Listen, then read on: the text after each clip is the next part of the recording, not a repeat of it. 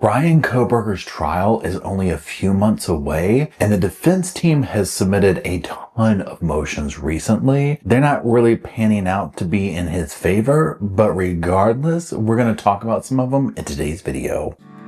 Hey, hey, hey, welcome to the Sofa Squad, sipping from the cup at hey, hey. Hello, Sofa Squad, and welcome back to the sofa. Psh, there's some sofas back there. Psh. And there's a Paul right here. My name is Paul if you're new to the channel. If you're not new to the channel, well, guess what? My name's still Paul. Okay, y'all, what we're going to be doing today is, if you follow this case and this is not going to be breaking news to you, you're going to be like, oh, this is old news. Let's just full transparency up in here, okay? Full transparency. But what I wanted to do is just go over some of the recent motions and what's going on in the Bryan Kohberger case as we get closer and closer to it. Potentially happen, as we all know, it could be the day of trial and they could plea out. They could do this. They could do anything can happen, right? But regardless, it does look like we are only a few months away from it. So I wanted to talk about these flurry of motions that have come through. If you're watching this and you watch all my stuff, you probably have already seen my video in the Dateline episode. So I was like, okay, let me go see what all is going on with this recently and whatnot. So that's what the video is going to be about. And let's go ahead and get into it. Okay, so let's talk about those bushy eyebrows, okay? Now, much to the disappointment of Bryan's defense team, Judge Stephen Hippler will allow one of the surviving roommates to testify about seeing an intruder with bushy eyebrows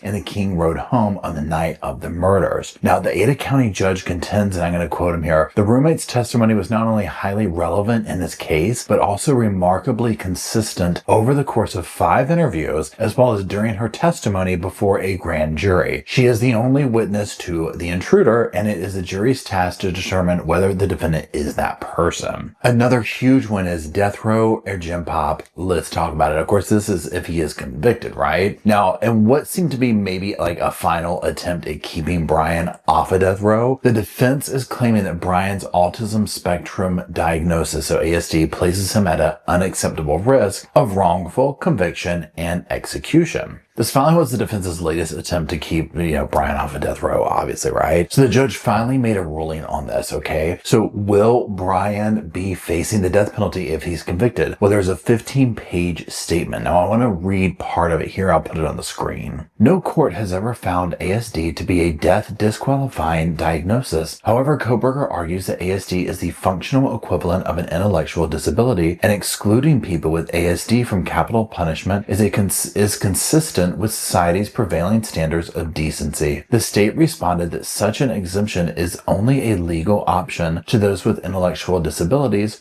which are not satisfied under the medical definition of ASD. In no uncertain terms, Hippler asserts the state is correct. First, the intellectual impairment is not present in diagnostic criteria of ASD, and no court has ever found the two to be equivalent. And Kohberger has not presented any evidence of national consensus to indicate the death penalty is disproportionate punishment for individuals with his diagnosis. The judge would also talk about other concerns that he has with introducing Bryan's autism diagnosis, and he said, and I'm going to quote, it may mislead the jurors, waste time, or perhaps even unfairly prejudice both the defense and the prosecution. Allowing this evidence in would basically invite the jury to consider the defendant's character as a means of establishing guilt. Now, the judge would also rule that the defense couldn't present expert testimony to explain how Bryan's ASD could affect his physical demeanor during the trial. Now, that being said, they are allowing the attorneys, and I'm going to quote again, to question prospective jurors about potential bias against behavior associated with his diagnosis. Now, the jury instructions are also going to include,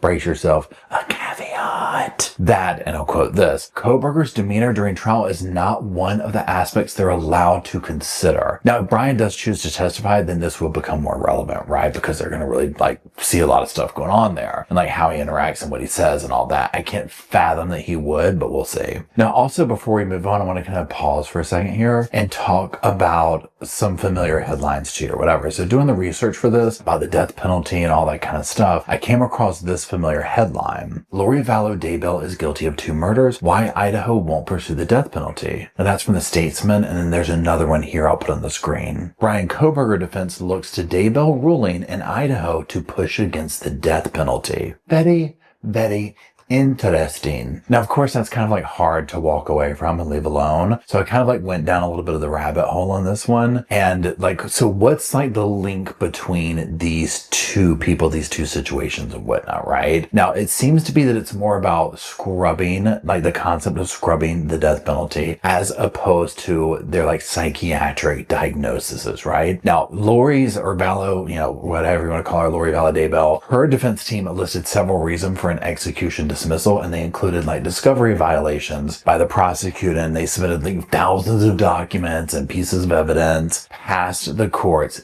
deadline. If you remember this, if you followed this trial. Now, Judge Boyce, yes, the Mr. Chad trial, all that stuff, like we're going way back now, not really way back, but you know what I mean? He ruled that the state's disclosure was inarguably and inexcusably late. Now, the Boise defense team, Jessica Bublitz, noted that a judge striking the death penalty is very uncommon. Prior to the Vallow Daybell ruling, it had never happened before in Idaho. So, knowing that there was like this precedent set in Ada County 2 years prior, Ann Taylor, who's Bryan's lead counsel, took that opportunity to swing for the fences, okay, and trying to hit a home run, okay. She basically made a very similar argument to that of Lori's team and contended, and I'm going to quote her here, the massive amount of evidence that we received through the discovery process was chaotic and disorganized. It's like the prosecution took tens of thousands of documents, photos, video clips, and shook them up in a snow globe. Now, clearly, obviously, the judge was like, okay, and, you know, your point is, right? So after 13 failed attempts, it appears that Bryan and Chad may be sliding kites to one another and talking on death row if he is found guilty, okay? We shall see. Okay, so let's talk about video footage and rulings. Now, like, obviously, there's tons of different video and all this kind of stuff, so we're going to just trim it down here, and we're going to talk about Hippler's rulings during last week's Marathon Motions hearing. Now, the phrase, suspect vehicle 1 circled King Road area at least 5 times,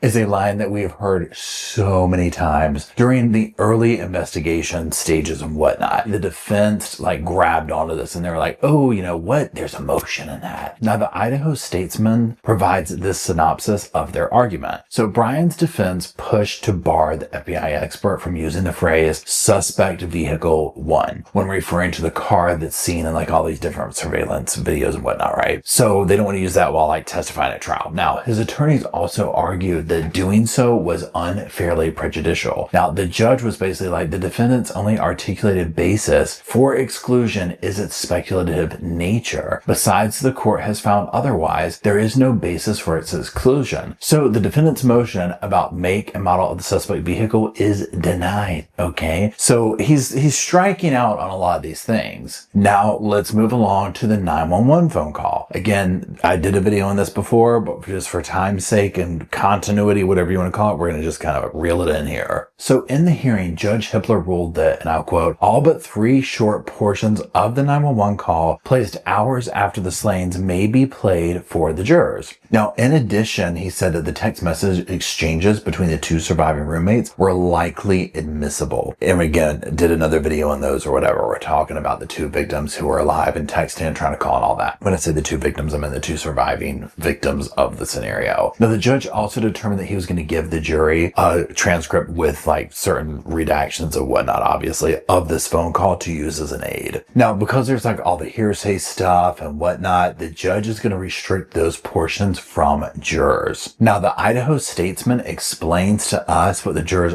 aren't going to hear, so let's just look at it real quick and talk about it. So, exclusion 1. A female caller told dispatch that one of the victims got drunk the night before, passed out, and wasn't waking up. Exclusion 2. The same caller said the other survivor saw a man in the home. Exclusion number 3. One of the survivors attempted to explain what happened overnight, but was interrupted by the dispatcher. Now, also, this roommate is going to testify at trial to explain this and also offer a description of the man that she saw. Let's talk about some expert testimony. Now, expert witness Riley Nolan is going to be testifying about touch and contact DNA on the knife sheath. Now, if you recall, the defense was wanting Nolan to be excluded from testifying about how DNA may have landed on that knife sheath found next to a victim's body. However, that didn't go over well with the judge either. Now, let's kind of like just go through a quick little full list of some rulings on different evidence and aspects of it. So the Amazon record showing Kohberger bought the same brand of knife that is the suspected murder weapon. The prosecution can use a 3D model of the Moscow home at trial for demonstration purposes only. Remember, the house is torn down. Bryan's Moscow traffic stop, the one in August 2022, where he gets ticketed for not wearing a seatbelt, will be allowed. And the judge had this to say: "This is relevant evidence to the state, at least when it comes to identifying Bryan in his 2015 white Hyundai Elantra." Now, continuing on, the Lada County Sheriff's Office previously released a copy of the redacted citation Kohberger received during the traffic stop. Now, in response to the defense's argument that jurors might presume a traffic violation makes him more prone to unlawful behavior, the judge was like, are you serious? Really? I can't roll my eyes hard enough. Okay? I'm just joking. He didn't say that, right? But he said there is zero danger, or he thinks that there is zero danger that the jury will conclude that because he didn't wear a seatbelt or speed, that he has a propensity to commit murder. I just can't imagine any reasonable person coming to such a conclusion, and jurors will be instructed that the footage is only relevant to identify Kohberger and his vehicle. Now, that being said, the defense did get a little bit of a win. Now, during that traffic stop, Bryan questioned why the deputy needed his driver's license and phone number. Now, the defense worried that this could be interpreted that Bryan was wanting to conceal his identity from law enforcement or be shady or whatever. So, in one of the rare wins for Bryan in this, the judge did acknowledge that some comments were not significant and implied that those portions did need to be redacted. Now, he also ruled that the prosecutor is barred from using terms like psychopath or sociopath. Now, prosecutors are going to be allowed to show some of that evidence of the Amazon knife purchase and searches and whatnot. Prosecutors can also show that Kohberger's 2020 essay about securing a crime scene. The defense team asked for the removal of inflammatory evidence like excessive use of graphic crime scene photos, but the judge said that he expects the evidence will reflect the brutal and horrific nature of the murders. Now, also with them trying to find a balance between having Bryan's family members present and the prosecution's interest in having witnesses sequestered, the judge asked that they submit a list of who they're going to call, why they're going to call them, and why they can't be called at the start of the trial. Now, also the judge has a little bit of a sassy side to him, right? Now, he would put both sides on notice about making arguments outside of the close, and I'm going to quote him. He said, "I will tell you that the one thing that will get my dander up quickly is either counsel attempting to argue outside the one opportunity they have to argue in a case like this. I will shut you down faster than you can imagine. If I see that,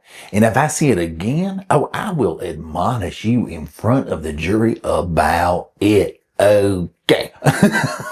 Now, one thing that's also interesting, kind of a side note from all of this, is what happens if he's convicted. Now, remember, Idaho is the only state to have a firing squad as its primary method of execution to take effect. This is going to go into effect in July of 2026. Now, firing squads as a secondary method of execution are currently only allowed in the 4 states shaded in red. I'm going to put up on the screen here. Now, surprisingly, my down south neighbor, I'm in North Carolina, so South Carolina is the leading way, they lead the way in killing by fire squad. 2 inmates in 2025 chose to go by this method, right? Now, this otherwise had not even been seen in the U.S. since 2010. Now, prior to the Palmetto State's first execution since becoming a law in 2021, the AP provided a thorough walkthrough of the state's process. Now, I'm going to put a thing up here. Now, this doesn't represent every state, obviously, or whatever, but this kind of gives you a little bit of an idea of what could possibly be on the way for Mr. Bryan if he's convicted and Mr. Chad. Now, Bryan's scheduled to be back in court on May 15th, and jury selection will begin July 30th. That's if everything goes through. The trial is slated to begin August 11th. So, there's that. We shall see what happens. Now, this has been one of those cases where I've watched a lot of it in the background, and time to time when a major bombshell comes out, I'll talk about it because I hear from a lot of people, and I'm well, let me do this. The Dateline episode was one of those, because this case, like so many others, becomes very divisive. And the pattern that I see happen is it gets extremely divisive. Then trial comes and all the information comes out, and everybody's kind of oh, okay. So they did have more information than we knew. Yeah, it's just kind of how it goes. To me, if you were to ask me my opinion of it, I don't think the evidence is looking good, right? There's a lot of stuff lining up against him. However, that being said, I want to hear both sides of the story. I know his defense is trying to say, hey, we might have, some other suspects. We might have this and we might have that. So only time will tell. My heart breaks for the victims in this case and their families. When I watched the Dateline episode and just you see these bright young kids with the world ahead of them, and to know the brutal fashion that they were wiped out in. Again, I'd say it 100 times with this case. It's so reminiscent of Ted Bundy, that level of rage that he seemed to be able to just conjure up on a dime, right? So that's it. If you're still watching, I do appreciate it. Let me know your opinions down in the comment section below. While you're in the comment section, if you could please drop off some little sofas for myself, Rosco and Spirit, Bo and Luke, and the rest of the Sofa Squad, so I'll have a place to hang out, talk about Brian, Jody, Ruby, all the things, all the people. And until we gather it down in that comment section to do that, I'll see y'all soon. I just wanted to say thank you again for watching the whole video, and also thank you for being part of the Sofa Squad. Special thanks to all the Patreon members, channel members from both of my channels, everybody who likes, shares, subscribes, comments in the comment sections. It helps the channel out so much. Now, don't forget, I do have that other channel, the podcast channel. That's where we go live, we hang out, we talk. We have kind of sort of a schedule, but just be sure and check it out. I'll put it up here on the screen. And then, like I said in the beginning of the video, if you want to follow me and Rosco on the Instagram, go on, check it out. It's right here on the screen again. But once again, thank you very much. I really appreciate you being part of the Sofa Squad, and I'll see you in the next video. Hey, welcome to the Sofa Squad, sipping from the cup at hey, come laugh with the Sofa Squad. Can't roll my damn eyes hard enough.